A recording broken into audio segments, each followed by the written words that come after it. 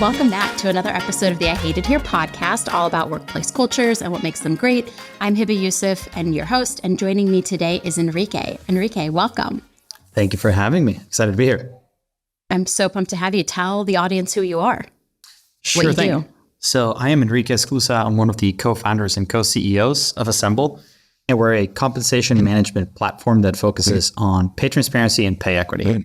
So for any company looking to make compensation decisions, we believe that you should be more transparent and more equitable, but without the proper tooling, it just becomes a very arduous process. So we're hoping to make that a lot simpler for companies.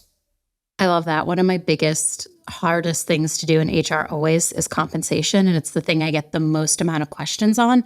So I'm so excited to have you today so we can talk through a lot of these things and really help HR people think about how they can make compensation easier and also equitable, which is a big thing we're all focused on. Before we dive in, though, I love to ask every guest about their hot take, but today we're going to do it a little differently. I'm going to ask, what's your one compensation hot take? Yeah. So this might be a bit controversial, I think, for some people, but yes. I think discrete performance ratings or performance scores are going to make a comeback. I think in recent years, I've seen a lot of HR leaders kind of go away from the traditional performance rating or ranking system and kind of adopt more ongoing feedback. And I'm not here to debate that ongoing feedback is bad. I actually think it's great.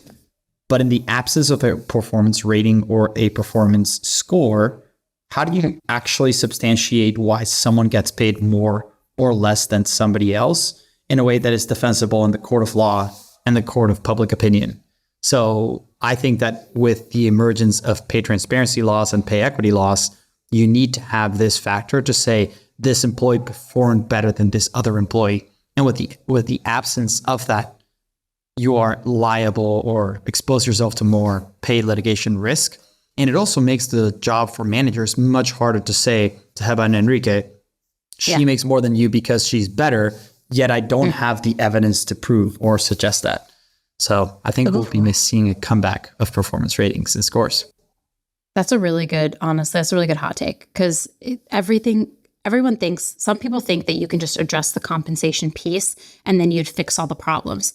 But the reality is you can't really address compensation without addressing a myriad of factors, like things like performance, things like how do we rate people and who makes the final say and decision to what's budget. So it's all interconnected. And so that's a really good hot take. I'm going to be thinking about that after this episode. But let's dive in. I'm so curious to know, like, what are some common mistakes or shortcomings you've observed when it comes to compensation management? Yeah. So maybe just a very quick background into how I came across compensation first, and then I'll touch on your answer. I actually came from the finance side, so not a traditional compensation background, but I joined a cybersecurity startup in San Francisco. We didn't really have a compensation program or function at the time. And my job was to know where every dollar came in from and where it was going. Most of it was going to compensation, and we were growing super quickly. And without a program, it was just impossible to actually forecast or budget what our spend was. And I'm Hispanic, which in the tech industry is not a high portion of the employee base. So I cared about pay equity. I wanted to do my job well, and I couldn't do it if I didn't have visibility and control over at least like what our compensation program would be. So I took it on, and my CEO at the time said, hey, it's spreadsheet work and you're great with spreadsheets. Like, you're the right person. But it was non-traditional to give it to finance, and I didn't know anything coming in. In fact, I had no idea it wasn't a solved problem. My first 2 jobs prior to that, they gave me an offer, I accepted, and I was just thankful to have the offer. And later I learned, wait a minute, people have been negotiating their offers this whole time. So I kind of took a passion towards solving the problem because I thought it could help so many people, from the line level employee receiving the compensation offer to finance teams struggling to actually forecast them and budget appropriately. And for managers who are put in a position where you're supposed to talk confidently about compensation because it's part of your job, but you don't do this at all. You only do it a couple times or a few times a year. And it's such a high stressful conversation. All eyes are on you. Employees want a lot more. You are not always able to give them as much as they want. And sometimes you're not even enabled or really taught how to handle these conversations. So I just became very passionate about the problem. So let's go back to the finance lens. I love that you have the finance lens. Yeah. And frankly, it's like honestly the high point of friction between HR and finance teams from what I can see, and recruiting teams as well, because everyone has a different incentive. Finance wants to keep costs low. HR wants everyone to be paid equitably, but at times performance, pay for performance cultures are at odds of paying people equitably. Recruiters need to hire people in quickly, and an easier way to do that is to pay them more. And so you have all these conflicting viewpoints that creates a lot of tension. And of course, employees are often in the dark. So it's just a very stressful situation for all parties involved, and the biggest expense item for the majority of businesses in the world. So it's just a fascinating concept. I love that that's what inspired you. But yes, common mistakes. Yeah. So you've been doing this work. You approach it from the finance lens, which I think is very different than maybe a lot of people who are listening who are traditional HR leaders who probably approach it from a different lens. So what are some common mistakes you've observed when it comes to doing compensation management? Yeah. The number one mistake I often see is just misalignment. Misalignment between leadership, HR, recruiting, finance. It can take shape in many ways, but the reality is that unless there is a program that everyone has bought into, you're going to have conflicting views on how compensation should be administered across employees. Again, going back to my example, you might have a recruiter saying, we need to pay this candidate more in order to close them, because their incentive is to close candidates, bring them in so that they can move on to the next hire. And I understand the motivation behind it. A manager will probably subscribe to the same, whereas finance will say, no, we don't have the budget for that role. We want to keep it, at X dollars or X shares. And so that's a problem. The other type of misalignment I see a lot, which can lead to a lot of issues, is a CEO or leadership team having a fundamentally different understanding and philosophy on compensation than the HR or compensation team putting together the program. We've seen this a lot where you might have a CEO that says, I want to pay exactly what the market data says, and the HR team fundamentally does not believe in that and actually believes in building a program that's informed by data but not dictated by it. All of a sudden, when it comes to the CEO approval and CEO asks for the market data, sees a data point that's different than what's being offered, you have this collision or this tension. So that's often the root source of a lot of the issues that I see both at the hiring front and also down the line. It's certainly not the only problem, but I would say it's like certainly the most painful one, and one that if you don't address it up front, you're dealing with a lot of issues at a time that's really hard. Imagine you find Hebba, an amazing candidate. You haven't aligned on compensation, and now all of a sudden there's friction, there's stress, and I as the manager or the recruiter, I need to have you. But because we didn't align on compensation early on, I am going to use my political capital to break through whatever the compensation program is because I need to have you. Had this been sorted before I even set out to hire you, we wouldn't be in this position where now you have conflict between, say, the hiring manager and the HR people team or the finance team, whomever is in charge of budgeting for the role. Oh, I have been there so many times that honestly, you were describing that and I just had like PTSD flashbacks to all the times this has happened to me. Yeah. But it's pretty tough when the alignment isn't there. Also, like people's understanding of compensation. I think if you're not in finance and you're not in HR, I don't think people fully comprehend what compensation is, either from like base comp to total comp. And then managers start interjecting like their feelings into it. Like, well, I really like this candidate, so I want to give them 10K more. And it's like, no, that's literally not how this works. Yeah. That's not how you build a fair and equitable system. Exactly. And I think that, we have to understand the motivations and also the visibility people have. A manager might be doing a decision that is locally perfect, meaning for their team, there are no problems. But actually, when you open up your view and the aperture and you realize, hey, in you doing this, you're introducing pay inequities across the entire org or function.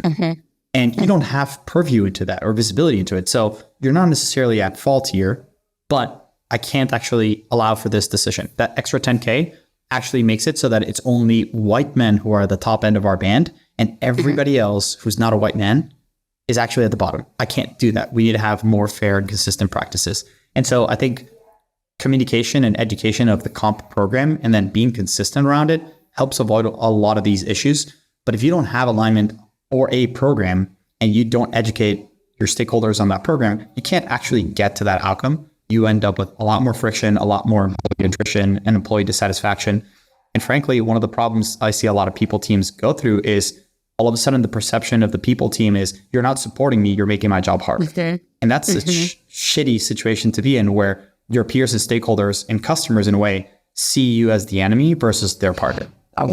Yeah, I hate being the bad cop, but sometimes I'll say I'll be bad cop here because I just know, like, the hard thing is, like, I know it's really easy to hate HR. It's easy to say, like, you're the people who enforce the policies, like, you're the bad cop, you care about the organization. I think it's easy to fall into that role when hard decisions have to be made. But you're right, it just causes a lot of friction. And then I have managers who don't believe that I have their best interest at heart. But the hard part is, like, I have to care about the whole organization, and introducing a tiny bit of pay inequity over years will build and build and build and build. And suddenly we're looking at 100 to 200 to 500K to fix the pay inequity we have internally. Yeah. And you don't have budget for that oftentimes. So no, I literally do not. It's an impossible situation. Yeah. I wish. You said something that I thought was really interesting about how compensation was like a spreadsheet thing, and you're a spreadsheet guy. But that is how I feel like traditional compensation management has been done, just in spreadsheets. So how has that hindered organization and companies' abilities in terms of attracting and retaining top talent, if we're just living in these spreadsheets and we're potentially not looking holistically at the organization?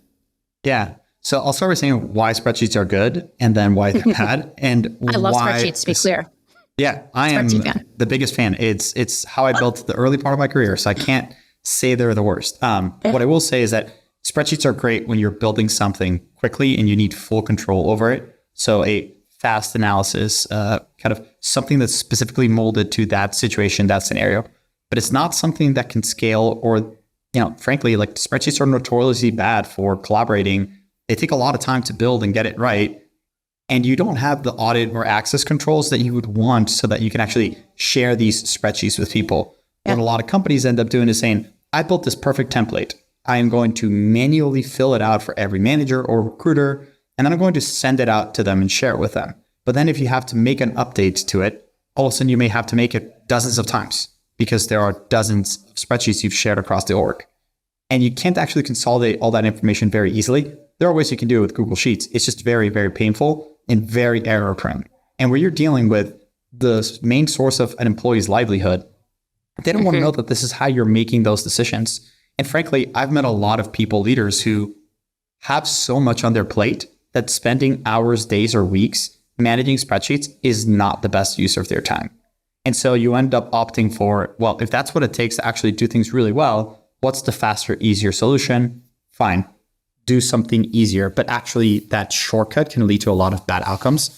So what I've seen a lot of times happen is companies just will not even adopt or build a compensation program because of the effort required to do it in spreadsheets. And that's what can lead to a lot of pay inequities. That's what can lead to a lot of instances where managers are making uninformed decisions, not because they have malicious intent, but because they've not been aided.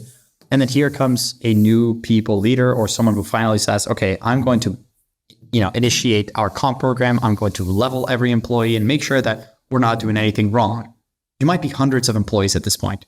And like you said, 100, 200, 500 or more $1,000 to correct pay inequities, and you don't have the budget for it. So you've done the work, and you realize you have broken bones in your body and there's nothing you can do about it. That's a really bad outcome to be in. And so what I would say is, from the traditional compensation perspective of running things in spreadsheets, it only works when you're small enough where you can actually do things in paper and pen easily. The moment that you actually don't know all of the people, where you are involving other stakeholders in the process and you're not the sole decision maker, spreadsheets won't scale and they will break. You're under this false illusion that they will, because if you built it, you're so proud of that work. I've been there. And I'm like, this spreadsheet is fucking perfect. It has everything you need, et cetera, et cetera. But then there's also the problem of, well, what if I leave? Nobody knows the ins and outs of that spreadsheet. No one ever will the way that I know it. No one will know how to make any changes to it. Or worse, they will make changes without realizing it and break the spreadsheet that was so delicately built, and now it no longer works. And I haven't even touched on the fact that this requires manual maintenance of bringing in data from different systems, whether it's your HRES, performance ratings, equity, and you may not even have access to these data sets. So you ask your counterpart, whether that's your law firm for the cap table information or your finance team, then you pull that report from your HRIS. But by the time you actually updated the spreadsheet, it's obsolete. things have changed. Employees have quit, or they've been moved from one department to the other, or they received the raise. And so you're operating in a very high risk tool with stale data and making really important decisions that affect every employee as well as the business. I just don't think it's the way of the future. And when you look at other similar business processes across the companies, nobody's doing those things in spreadsheets. But compensation, I think partly because it's seen as a cost center, has always, it hasn't been giving enough budget for you to actually do things the right way. Yeah, I was just about to say, like, I would love a compensation tool, but then if I have to lobby for that budget over potentially other tools that are going to help the organization and other maybe more impactful teams, not saying that HR is not the most impactful team, but in some people's eyes, there are teams that are more impactful who need that budget for something else. I feel like it's so cutthroat when you're trying to get that approval. But the reality is, like you just described, a very real day-to-day for a lot of HR people where they're manually updating Google Sheets and then wondering like, oh, well, why are my offers not being accepted? Or why do we have high attrition? Why do people keep leaving? And at the core of it, and they've done all these studies over like why people leave companies, compensation ends up being almost always the number one reason. Yeah. I think there was like 1 year during the pandemic where it was like the second reason and the first reason was like growth, but it's because growth is also associated with compensation. Yeah. And so when you're doing something like a one-off that doesn't actually scale, it's painful for you. I guarantee you it's like also painful for the employees, and they're feeling the impact as well of like traditional compensation management. Not to mention the inconsistencies, like, and having not a non-transparent compensation practice. So, I mean, we touched a little bit on how we manage it. And now can we talk a little bit about like the inconsistencies that you see? How have you seen that impact employee morale, engagement? What could HR do to potentially address this? Yeah. It's interesting because societally, compensation was taboo for so long and you couldn't talk about it.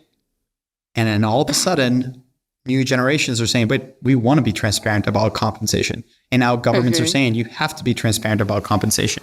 If you're in a pay transparency state, you may not just have to put a job posting with a range. You might actually have to give every employee the range if they request it. Soon enough, employees are going to become wise enough to say, I want to know my range at any point in time. And if you don't have this, how are you going to disclose this? Now, all of a sudden, you might have litigation risk from an employee saying, you didn't disclose the range. I was probably outside of it. You probably underpaid me. I'm bringing in my lawyers. That is not productive for a business looking to grow or be profitable or achieve its goals. It's not dealing with these fires that you could have easily avoided if you were more transparent about it, or at the very least had a system in place. And that'll just mean a compensation tool. I mean, actually having what I would call your foundational pieces, have a compensation philosophy that guides how you see compensation, have a simple set of levels or a job architecture of these are the jobs we care about, and a compensation bands around each. This is what we're willing to pay for each of these jobs. You can keep it simple and then expand and make it more sophisticated as you grow. But I think the impact of not having such a system in place, it can lead to broken trust. So employees just don't trust that you're giving me a fair compensation or a fair offer, even if you are. And I think the other reason why this happens is because, 40 years ago, employees didn't have access to any data. They had no idea what the market rate was for something. Today, you can Google your way and find a bunch of free sources, whether it's Glassdoor or salary.com. You can find these job postings. And so now I come to the table as the employee against the company. And there's this tension because I can say, hey, here I have my data. Unless you show me yours, I'm not trusting that you're being fully trustworthy. That's not the relationship you want to have with your employees. And broken trust can lead to not only dissatisfaction, but employee attrition. And I don't think that people really realize how expensive attrition really is. Like, take an example. So expensive. You have a team of 10 engineers or 10 salespeople. You lose one person. Your productivity goes down not just because that person isn't producing. It also goes down because the remaining 9 need to help with the recruitment process, which doesn't just happen overnight. It probably takes you at least a month to hire a backfill. And that backfill, the day they start, they are not productive. It takes them time to ramp up. You might have hired that person who is coming at you more expensively than what the existing incumbent employee was asking for in a raise, and they're not going to be productive for months at a time. So if it's a salesperson, that is hundreds of thousands of dollars potentially of lost revenue from that single person, plus tens of thousands or more for each individual that was involved in the recruitment process or the onboarding process. And so when you actually quantify what the cost of attrition is, you realize it's so much more expensive than actually having a program in place to pay people fairly, communicate that you're paying people fairly, and when they can expect additional raises. Because if you don't have this like date in mind of, oh, I know I get raises in June and promotions happen also in September, then all of a sudden you have this, induced stress and uncertainty of, does the company even care about me, want to give me a raise? Maybe they don't. Let me take that recruiting call. And all of a sudden you fall in love with the new company, you leave. All of this can really be addressed if you just have a program in place and you're more transparent about it. And I'm very excited that pay transparency laws are forcing companies to be more transparent, but we'll see whether companies adopt, the laws in good faith and actually use this to their advantage, or if they just treat it as a compliance checkbox, because I think that's going to lead to more harm than actual benefit for companies. Yeah. And I've heard a lot of CEOs already say like, well, no one's going to ever sue me for this. They're not going to be able to ever enforce these pay transparency laws. Okay. I've heard multiple CEOs say that. Yeah. I will take the other side of that bet. That's not the point of the laws too, right? Like the point is to not do shitty things. I do think something really interesting would be if like HR, like, you have to sign a handbook potentially every year. Sometimes you sign it like once. A lot of SOC 2 guidelines are changing where you have to potentially sign it every year. You have to re-sign your employee handbook. I almost wish there was like a compensation philosophy piece where it's like every year the employee just like signs like, I understand that my comp will be reviewed at least once a year and I can expect an adjustment if I'm eligible for it once a year. Like just setting the guidelines at the very front, or even putting it in your employee handbook, because the trust issue is very real. And like HR already is not trusted by the average person. So if I ran up to the average person on the street and said, do you trust your HR team? I bet the average person would say no. Yeah. And I would say if you ask the average person would tell you they feel they're underpaid, even when they're overpaid. Yeah. It's probably very close to 100%. And I think a lot of times it's because they just don't know any better. They don't know the system. They don't know when raises occur. They don't realize what level they are in the organization. So of course, I want to feel like I'm underpaid because you always have the belief in yourself that you're worth more. And there's something that's, I think very natural for people to feel of, I'm delivering so much value because I only have my own perspective and I'm not paid enough to do this thing. Even if you're actually paid way too much for that thing you're doing at work. If I had $1 for every time an employee told me they felt like they were underpaid, I would not need to be working anymore. Like everyone thinks they're underpaid. I could just retire. But it's interesting because there's this like that misconception. And then you see employees like make decisions based on their pay and that they want to leave. But also I think like for so long, there's been this like shame associated with talking about money. Yeah. And HR has almost benefited from that like cultural taboo that we don't talk about money. And it's an uncomfortable thing to tell your friends how much money you make. But I keep telling people, like, I will ask all my friends how much money they make. I will ask anybody. And I have no shame about it, because then I can either say, hey, I think you're a little bit underpaid, as somebody who sees a lot of data, or as their friend, then I have comprehension for like what my role would command in the market. Totally. And that's like I talk to HR leaders all the time, like, well, how much is your pay? Well, what level are you at? Like, let's talk about it. And then I share my pay as well openly, because I'm like, I have nothing to lose. And I'm helping HR people understand that if we demystify this and get more comfortable talking about pay, it only benefits us in the long haul.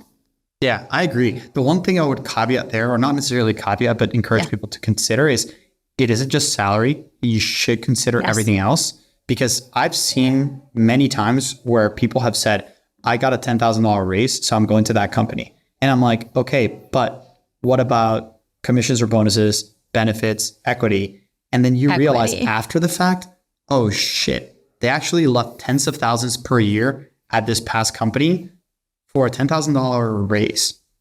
And when you actually consider, you're like, well, you're actually paying so much more for your healthcare benefits that $10,000 after tax and after the benefits you're paying to just be equal, it's actually more like $2,000 a year, which is literally less than $200 a month. Like, is that really big enough reason for you to leave the company that hopefully you loved and were really inspired in, because you had the illusion of $10,000 more as a salary was enough to make up for? And it actually isn't. A lot of times. It isn't. A lot of times companies do underpay and it's not a $10,000 gap. It's actually like $50,000. And especially if you include other forms. But I would definitely encourage people to consider the whole package, the total rewards package, not just salary. Quick question on equity, because I have this hot take brewing inside me and I want to know what you think. Okay. I really get bugged when people talk about their equity as if it's like you are going to make X amount of money. Like I get bugged when HR teams are like, your equity could be worth millions. And it's like, well, if we look at the data and a company, like less than 2% of companies see an exit, and potentially you have to be there for 4 years to vest all your equity. People forget that too. And they have to exercise it. And there's a bunch of tax laws involved with exercising it. Like, I don't think an average employee truly understands equity. And I think sometimes HR teams are potentially a little misguided when they talk about what the total impact to your compensation is when it comes to equity. Yeah. How do you feel about that? I can tell you that personally, I was part of a successful exit at a company called Expanse, and it was transformational. And I've seen more than enough companies not actually yield any equity value for its employees, especially now for a lot of companies that raised in 2021 at these obscene valuations they'll never hit. Like, that equity is worthless, right? But I think that this is where you have to have a real understanding of what you're committing to and whether that equity could be worth or not. If you are entering one of these very highly valued companies with no revenue, like, your equity is probably not going to be worth a lot. If you are being hired at a publicly traded company where your equity is effectively cash, you can't not assign value to it. It'd be foolish not to. So I think like a true understanding of equity helps you make that better decision. I do think companies, of course, sell the value of their equity package because you kind of have to. If not, you do yourself a disservice and you might miss out on employees who could see a lot of upside. Now, as the employee, you should always consider this a upside play and not what you rely on for your daily life. But when I did start Assemble and when I joined Expanse, my calculus, if you will, was I need to be able to have the life that I want if I only have the salary. And then if things go well, that equity should be able to contribute towards something greater than that. And hopefully it's a lot. Hopefully we kick it out of the park and this is like an amazing outcome. But I think that you need to be very wide-eyed when you make the decision to join a company and understand that the equity is upside. It's not a guarantee.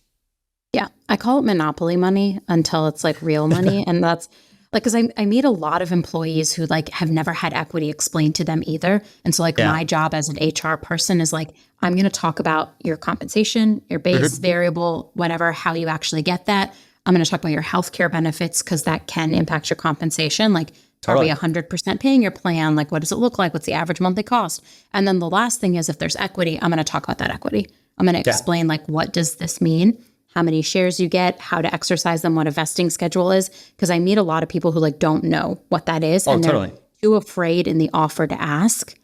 And so like my job of delivering an offer is like, I need to be able to explain all these pieces.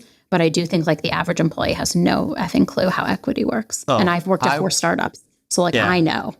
I will share my experience, which hopefully makes people feel a little bit better.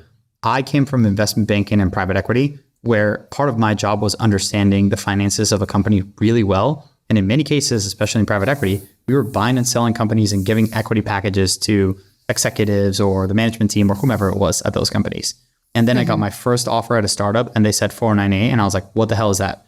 And they were like, a strike price. And I was like, I know it in the concept of public markets, but is that what this means here? And then there were like tax implications that I had to consider and QSBS and all these acronyms. And I was like, what the hell? And I'm supposed to be a kind of more financially literate person than the average employee due to the nature of my job. And I had to literally ask all of my peers, many of whom had no idea what I was asking because I was one of, at least within my network, one of the earlier people to go into startups. I had to ask my future boss, like, hey, can you explain this to me? And I was very lucky that Dan at Expanse was very transparent and educational about what equity was. And I was then able to make my informed decision of, okay, is this, what is this? What does it mean for me? What's its potential impact? If you don't have that knowledge, you can't make the right decision. And you can't expect the average employee to know this if a finance employee has no idea what it is. And the majority of your company is going to be employees who don't understand equity. So truly understanding it and explaining it well, I think is a really easy way for you to separate yourself as an employer that can help you with not just hiring, but also retaining those employees. And building trust with them. Like, Totally. look, I respect you so much. I want you to trust me. Let me be very transparent on what this actually means. When it's like disguised in secrecy, I feel like your employees can sniff that bullshit so fast. Totally. Treat people like adults. You think they're smart. That's why you're hiring them. You wouldn't if you didn't. So why are you hiding this information from them? Treat them intelligently. Treat them like adults. And if they disagree with your compensation practices, use that as a data point. Maybe you are underpaying people or you're doing a poor job explaining things. But if you just hide this all together, you're just hoping they don't ask these questions and they're going to quit on it when they find out later. So like, why not just find that out now? Or they're going to tell each other. I tell employees, y'all should tell each other how much money you make. I know I'm paying you all fairly and equitably, so tell each other because you're going to find out you're being paid fairly and equitably. See, but then that's a way where your organization can separate itself and raise its employer brand relative to others, because other companies would say, don't talk about compensation, which by the way, in many places would be illegal to say such a thing, but maybe it's, kind of incentivized in different ways to not talk openly about compensation. Well, taboo. Maybe you have skeletons in the closet that you want to hide. If you didn't, all of a sudden you can be transparent. And you can be transparent about a lot of other things if you can be transparent about compensation. Yeah, but I think compensation scares people. Like a lot of CEOs I know want to do the right thing, but they're scared about being transparent about compensation. And it's like, why are you scared if we're doing the right thing? If we're doing the right thing, like we can stand by it and it'll be the right thing. But it's still, I think, just we're conditioned to not talk about it. We all have like manners we've been taught. And one of them is you don't tell people how much money you make. Yeah. I think that's like quite silly. But anyways, let's move on. I could rant about this forever. I frequently joke that data is my love language.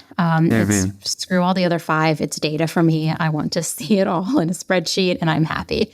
But there's been a lack of data and analytics historically in HR when it comes to compensation and compensation management, either from market data is like too expensive for anyone to access to we just don't have the right data in front of us. Like, how have you thought about this problem and solving it either with technology or just in your personal experience?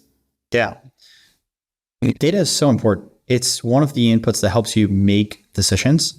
But one thing I would warn companies is seeing data as the solution. Like data alone is not what actually helps you make a decision. It's certainly a very valuable and important input. But to your point, you might find that market data is too expensive or incomplete or inaccurate because market data tells you an engineer makes $50,000 a year. And you're like, there's no way I can hire a software engineer in the US at $50,000 a year. I don't know where they're getting this data from. And so I think that you need to go in with a sober mind, understanding, hey, no market data set is perfect, but you should still try to find enough market data that helps you build your confidence. And if you can't, then what are you going to do? You're going to have to do something. And so I think being prepared for that potential reality is important. And you do have ample data at times. You may not have that market data set, but you can see job postings from other companies. You may have existing employee compensation data that can inform, hey, on average, what have we been paying? But in a perfect world, you would be able to find a market data set that is affordable for your organization, is accurate and relevant for the roles you're hiring for, in the industry you're hiring for, in the location you're hiring for. It's just the unfortunate part is that's not like the absolute reality for a lot of businesses. I've always thought that with Assemble, we can help companies face that reality of maybe you don't have one perfect market data set, so you have to rely on multiple data sets, or maybe you have such a unique compensation program that no data set is going to help you. A good example of that is you might be an organization that says, we don't pay differently on salary. We are pay for performance and we pay differently based on bonuses at the end of the year. And for that reason, we are going to pay every level the same. Well, that's a very different philosophy than a company that says, we always aim to pay at the 50th percentile and we differentiate on salary based on tenure, performance, skill set, et cetera.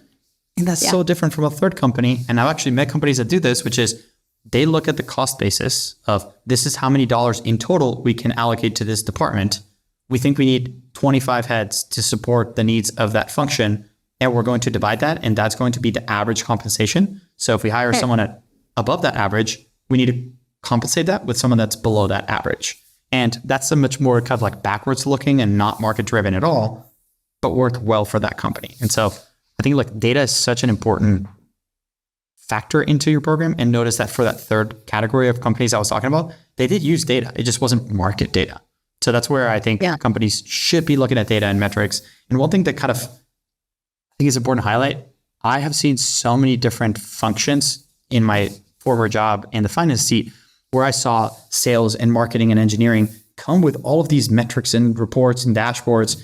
And it was always very difficult for HR to come or the people team to come with similar metrics or dashboards, in part because they didn't have the tooling, in part because they didn't have the way to capture and report on this data.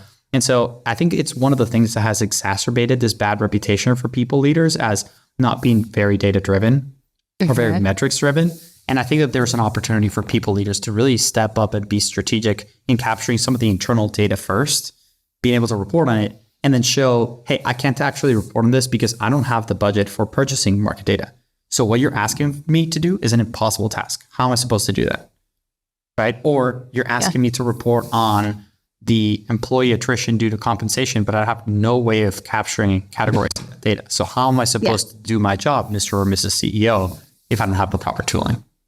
Yeah, that's such a good point. The tooling is always the hardest. I'm telling you, like, I just feel like HR is the last people to get budget. But the reality is I almost wish it was flipped, that we were the first people, because we're the people responsible for attracting and retaining the talent. And we know like replacing, like you said earlier, is so expensive. And also like you want people to do their best and feel like they're compensated fairly, and they're going to show up and do better work if they feel like they're compensated fairly. But we often don't get the tools to actually do that. And so it feels like a lot of times HR is like a losing battle some days. Yeah. Where I get like really disenfranchised with my own work because I'm like, I can't get the things I need to do this job really well. Yeah. It's tough. I battle it every day. I try to support our people leaders who are customers and friends of ours in trying to get, we're not asking for the world. It's get enough budget so that you can succeed at your job, which should help the company accomplish its objectives. I do think there's obviously a reason why early stage companies struggle more than larger companies, because they'll say, if we don't double sales, there's no team, there's no anything. Yeah, and so exist. I do understand the motivations of smaller, earlier stage companies, but at some point I think that goes away. And so you have to combat that early stage mentality at some point and say, enough is enough. We've reached the size of the organization where this idea of not giving HR budget is not going to be productive. It's going to be counterproductive to what we're hoping to accomplish. It's so silly. Also, market data, my one hot take on market data, I'm just full of hot takes today, is that it's like a moment in time capture. So like sometimes you're looking at market data that is like 6 months old to a year, but you're trying to build your compensation bands off of something that isn't relevant anymore. And we've seen the world like in the last year and a half, like inflation all-time high, cost of living all-time high. And so, but you're looking at data that benchmark all of that or took all that into consideration from a year ago to make your current bands.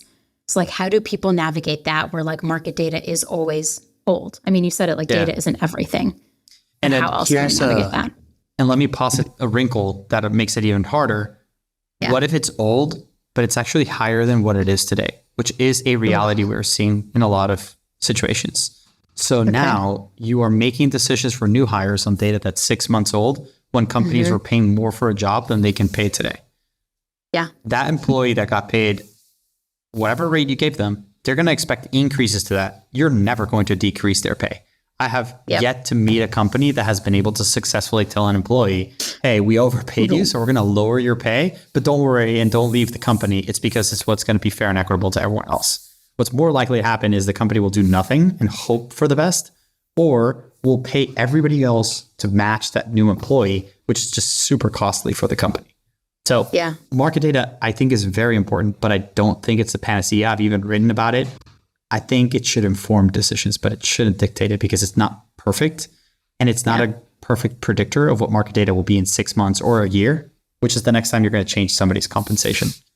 Yeah. But it's tricky. Compensation, I mean, exactly. It feels more as something that it should have data and should be based in data. It feels more of like an art some days than a science, where it's like you're constantly just trying to navigate it, but also not create inequities and not upset your employees and also get everyone's buy-in. And that's why there's like entire teams whose jobs are just compensation. Yeah.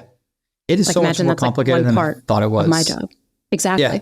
And so how can a people leader or a people team who's owning so many different programs do this really well and without tools. I think it's just a losing battle and really, really tough. If you're a smaller team, you might as well just say, look, we're going to have 5 levels. Everyone in level 1 gets paid the same. Everyone in level 2 gets paid the same. We're not going to change things because that at least is simple and easy to explain. And then when we have enough to actually fund a people team with a comp tool or a compensation team, then we'll be more sophisticated. Those companies are going to be able to move much easier, can be transparent about it, can avoid a lot of these issues, versus the companies that are saying, like, we're just going to kind of wing it and hopefully nothing bad happens. Like, that just seems like a recipe for disaster.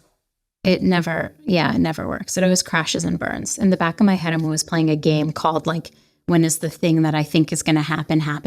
And it always, like, I'm always like, that person thinks they're underpaid, so they're going to leave in like 6 months. And always within 3 months, they decided to leave. And I'm like, would you look at that? I knew that was going to happen. But like, I mean, it feels like a losing battle, but let's give people some hope. Let's give people some hope in this. I want to talk a bit for a second because I noticed on Assemble's website, you all talk about like pay equity too. And you said that was a big part of your story. Like you wanted to know that you were being paid equitably. But how have you seen HR departments historically handle pay equity when it comes to their DEI programs and trying to ensure actual fairness and compliance? Yeah. How have you seen leaders navigate that? Yeah. I would say like one thing a lot of people leaders do is ignore it, which is really bad, right? You ignore it maybe because you don't have the know-how or you don't have the budget. And it is very expensive to seek help on pay equity. Don't worry, I'll give some hope in a moment. But the kind of second path is when you do outsource things. And I don't necessarily think outsourcing is bad. The metaphor that I use is you yourself, if you're not a doctor, you shouldn't self-diagnose what is wrong with you. If something hurts, you should go see a medical professional that can actually tell you what's wrong. But it doesn't mean that you should ignore the signs, and it doesn't mean that you shouldn't take care of yourself. So you can take care of yourself with good habits and a healthy diet and exercise. And I think that pay equity is kind of the same way, which is, okay, make informed decisions, understand how you're making a decision for every employee, and understand that gender is a factor and race and ethnicity and age, all 3 are EEOC protected categories, but there are other factors that you might want to really care about too. Some companies over-index on performance or, education. And it's not necessarily a bad thing, but you need to at least understand it and monitor it. If you don't have a system, it's very taxing and consuming to do it. But again, you can keep things a lot simpler and easier for you. So I would say like there's really 3 key components to informing your compensation program. You can start with a very simple program to help ensure you are being fair and equitable from the start. And as your organization becomes more complex, then you can evolve that program. Those 3 things are, first and foremost, a compensation philosophy. This is where you can reach alignment between your leadership team and your HR and finance team and recruiting and everybody, and be transparent about it. The second one is going to be a job architecture. A simple set of jobs and levels that dictate like what are the jobs we are hiring for and what's the requirement or the expectations for each of those jobs. You can be super detailed and very complex, or you can keep it very simple, kind of like a set. Maybe it's as simple as 3 levels. You are a junior employee, intermediate, and senior. And you have some way to discern the differences between those 3. And then the last or third piece is you build compensation bands around those. The band could be a single point if you want to keep things super simple, and there are trade-offs with that. Or you can build bands and have some rules or guidance around how you use those bands. You can be formulaic, you can be a bit more discretionary, but if you have those 3 components, a comp philosophy, a job architecture, and comp bands, and use those for making your decisions, you will avoid a lot of the pay inequities that become prohibitively expensive for you to fix down the line. Because you'll know, I am going to level an employee, I am going to pay them within the range, and if there is some discretion, I need to be able to substantiate why someone is on the lower end or on the higher end of that range. And if you document that, all of a sudden you can avoid a lot of the pain that you go through in the future. When it comes down to that pay equity study, you're like, I have all the data, I've made decisions the right way. It should be a simple pass versus a very costly diagnosis that leads to a lot of pain. Yeah, that's such a good point. I love those 3 simple steps that definitely listeners are walking away with a lot today. You're giving them a lot of good advice. It's just fascinating because there's like so much data too about like how recently the data set came out that was like women actually negotiate more than men in offers. They're just not given the pay. And a lot of people are like, what do you think about that? Like, is that true? And I'm like, yeah, like sometimes HR is making this decision in a vacuum and we don't have the right things in place. We don't have those pay bands. We don't have that job architecture. And we just say, sure, we'll give this man more. Yeah. And we've seen like, we're not going to close the pay equity gap for like another 140 some years. And it's even longer for women of color. And so it's like, we're looking at, I will be dead in my grave for a long time decomposing before women are making the same amount of men for the same work. And there's a lot that can be done on the HR side. I just like did a whole panel on this where I was like, we as HR can actually fix this problem. We just have to have our structure, our system in place. And when someone comes to you and says, make an exception, you have to feel comfortable saying no, full stop. And here's why we are not making this exception. Yeah. But I think the no is really hard because a lot of HR people, leaders even, don't feel empowered to say no. Totally. So, it's interesting. In Building Assemble, I've had to learn about a bunch of the different functions. Sales, for example, at least on the enterprise sales side, one of the best practices you can have is actually have a sales process with discovery questions and specific steps you take. Don't skip them because you're either going to lose the deal or you are going to have an unhappy customer that will churn, and that's, kind of counterproductive for you in the long term. Very similarly, when it comes to compensation decisions, have a program or a structure and follow it. And that's going to lead you to having the right people and having them for longer. One of the most frustrating things I saw in my last company, and I hope to avoid as much as possible at Assemble, is hiring someone who leaves early. You spend so much time and effort going through resumes, talking with people to find the right person, and hopefully they say yes to you. And if that person leaves in less than a year, that was such a waste. Now you have to start the process over again. And you've lost a whole year. And it's going to take months until the new hire is productive. So why not follow the right steps to ensure you get the right person and they stay as long as possible? There you go. You heard it first. We're making it sound simple, but like, it's a work in progress for HR people. I think a lot of HR people are like very passionate about pay transparency laws because they're finally seeing like, okay, now I can do the right thing and I can say legally we have to do the right thing. And so I think it's like an exciting churn for us. And I think like 8 states have passed pay transparency laws. I think another 13 have some sort of legislation in place to do it. It's just a matter of time.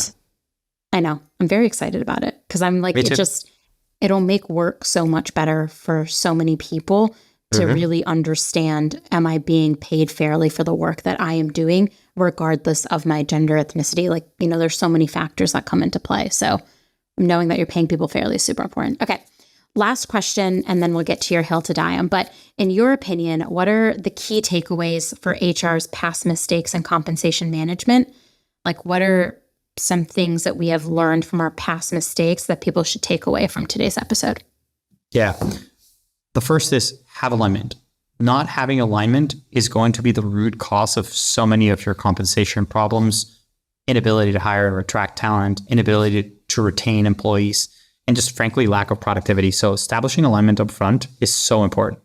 The second one is have an actual system in place. And again, when I say system, I mean more of a compensation program, a way or framework that guides your decisions. You can stand by it.